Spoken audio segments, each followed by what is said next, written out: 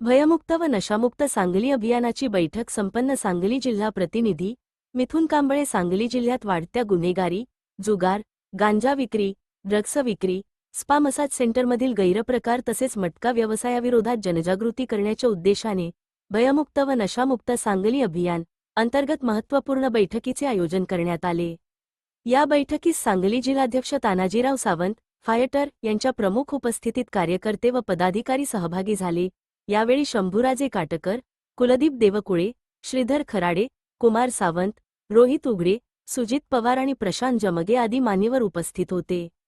बैठकीत जिल्ह्यात वाढत असलेल्या अवैध धंद्यांवर प्रभावी नियंत्रण, युवकांना व्यसनमुक्त करण्यासाठी जनजागृती तसेच समाजात सुरक्षित आणि भयमुक्त वातावरण निर्माण करण्यासाठी विविध उपक्रम राबविण्याबाबत चर्चा करण्यात आली.